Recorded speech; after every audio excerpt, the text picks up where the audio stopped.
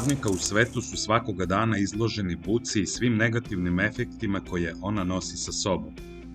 Poslodavci svakog dana troše milione dolara na žalbe radnika i saniranje posledica dejstva prekomerne buke u radnoj sredini. Svakodnevna izloženost radnika buci ubija nervne završetke u unutrašnjem umu.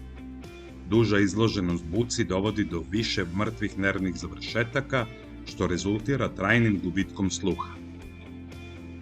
Kratkotrajna izloženost buci dovodi do privremene promene praga čujnosti ili permanentne zvonjave u ušima, koja može trajati i više sati nakon povratka s posla.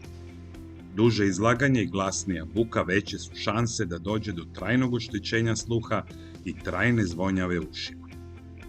Istraživanja pokazuju da gubitak sluha može da nastane ukoliko je radnik godinama stalno izložen nivoima buke većim od 85 decibela.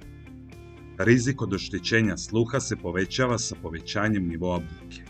Izlaganje nivoima buke iznad 115 decibela u toku samo 5 minuta je veoma rizično, a impulsna buka preko 140 decibela može dovesti do trenutnog oštećenja nervnih završetaka u umu.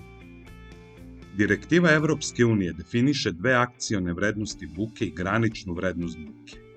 Poslodavac je u obavezi da radniku stavi na raspolaganje lična zaštitna sredstva za zaštitu od buke ako je premašena donja akciona vrednost od 80 decibela.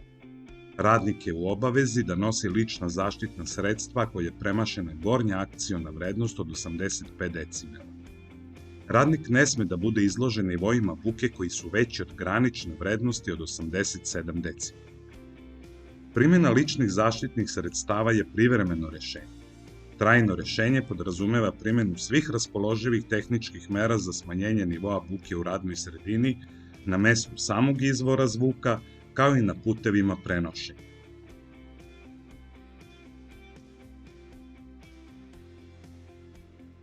Primenimo adekvatne mere da sprečimo trajna oštećenja sluha radnika.